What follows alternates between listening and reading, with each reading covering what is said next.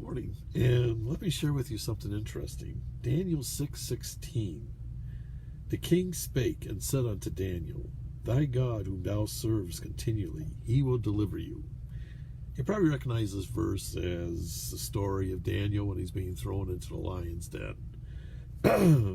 And King Darius the first is telling Daniel that the God you serve continually, it's not may he deliver you, but he will deliver you. I mean, it's in a imperfect tense, incompleted action, which is often translated as a future tense, saying, he will deliver you. And there's no indication it's in a cohortative form. Some may put it in the cohortative, saying, may he deliver you, because, well, how does he know? He's a pagan king. How does he know that God's going to deliver him? Well, that's what's interesting about this. We hear sermons on this verse all the time, giving us insight to the character of Daniel. But I think there's more insight given to Darius I, King Darius, than there is in Daniel. You see, King Darius was a rascal. I mean, if he lived today, he would have been a billionaire in New York City building skyscrapers. He was a street fighter. He was, he didn't play with niceties. As a king, he didn't follow the kingly procedures, follow kingly protocol, and put on the airs of a king. If he didn't like somebody, he told them. He didn't use political, soft soak language and speak political platitudes. He just said what it was, he said what was on his mind. He said it. And that's kind of probably why King Darius was so successful. He was succeeded eventually by King Xerxes, who became the husband of Esther. But he sure did lay the groundwork for the Persian Empire. Because one thing about it, like I said, he wasn't kingly material, so to speak. In fact, he plotted and schemed and connived and lied his way into kingship. I mean, it's questionable that he came out of the royal line.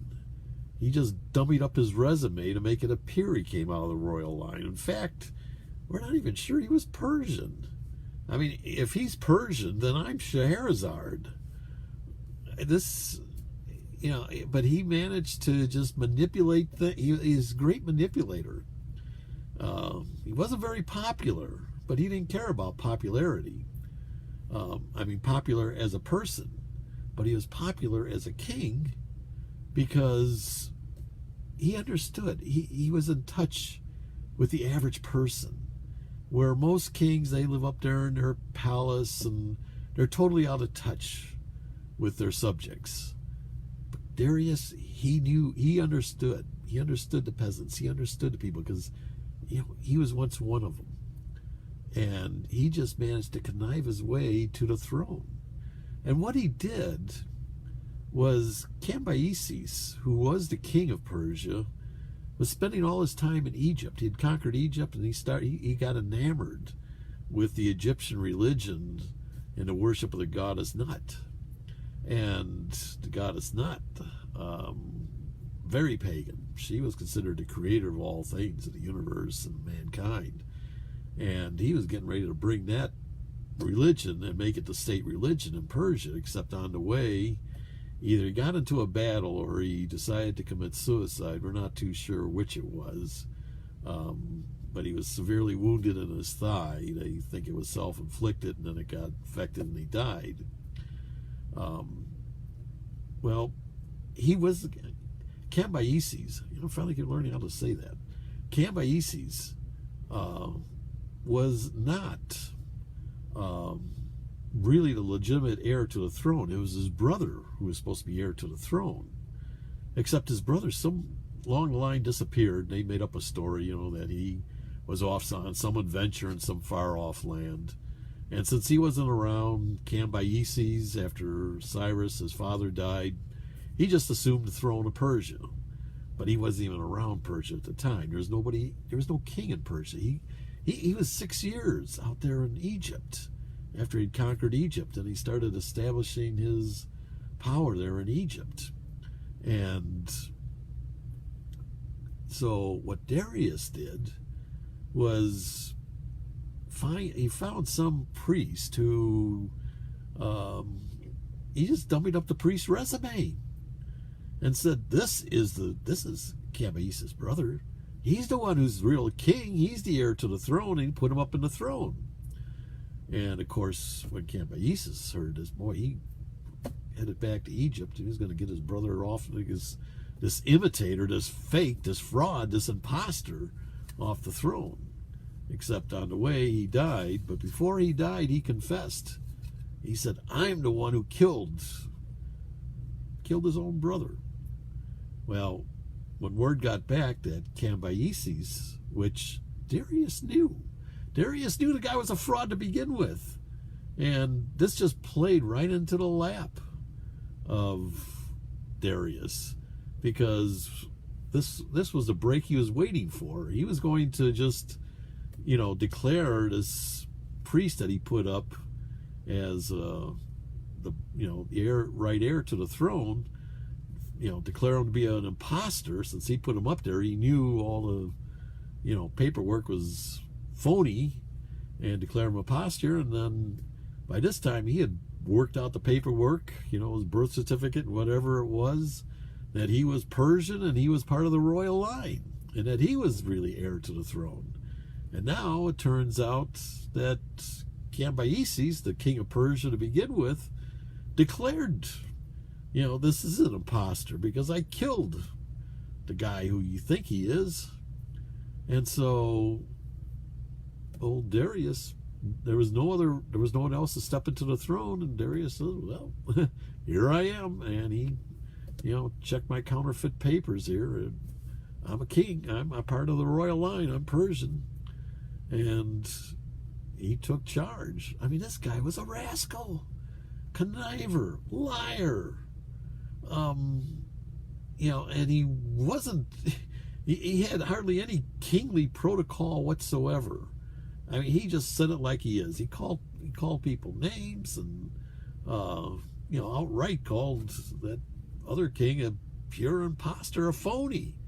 I mean, he actually used pretty harsh language that you don't use for someone who's considered a king. And of course, when he became king, there was some real, the deep state, it was well entrenched, and they didn't like they knew Darius didn't belong on the throne. And they tried every possible way to create a coup. And it all failed, miraculously. It all failed. And it only made to consolidate his power all the more. So now we got old Daniel, who's under Darius I. And this is where it comes in, that street smart.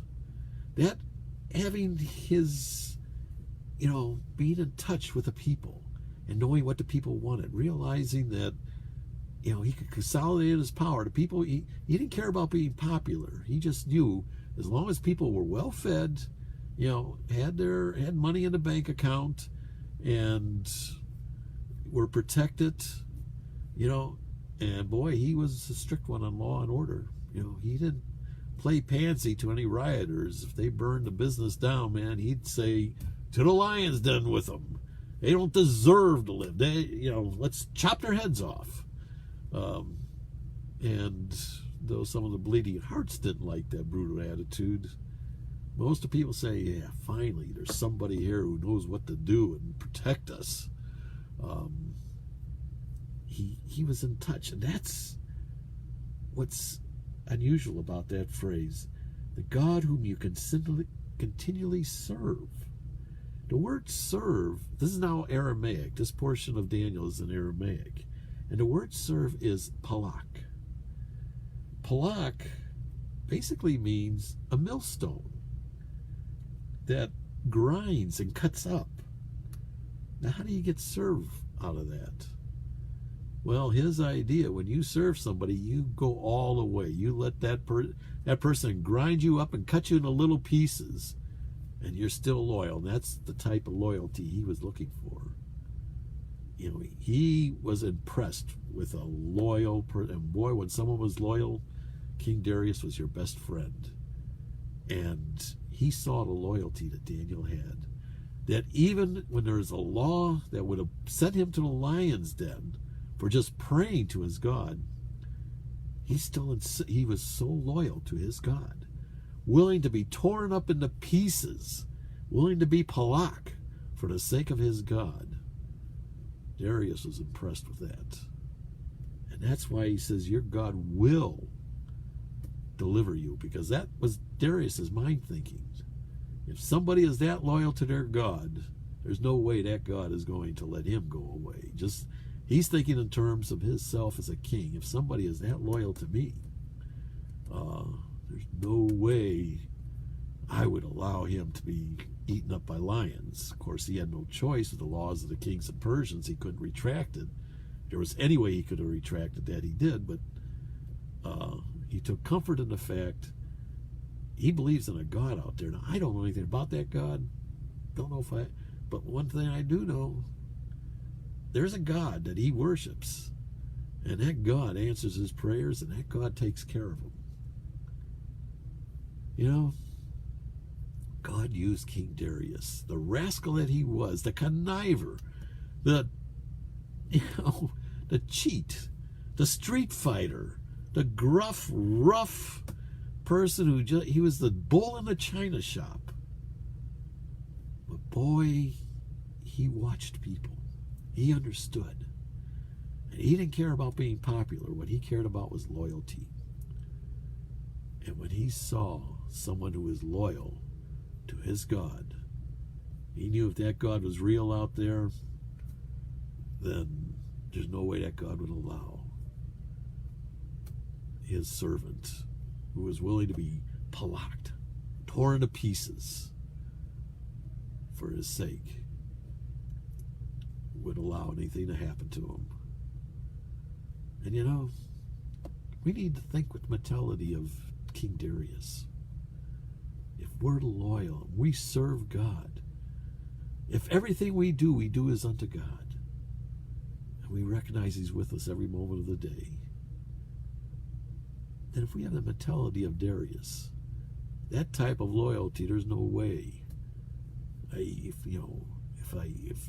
Darius thinking, if I'm a human and I honor such loyalty, surely a God would honor such loyalty. Don't be afraid to give your all, your everything, to surrender everything to God. Even to the point of being sent to the lion's den. Because all that's going to do is just put you in the presence of that God who's going to give you eternal life with him. Now, think in terms of Darius. And always remember, have that loyalty to God. Always remember he's with you every moment of the day. And whatever you do, do as unto him.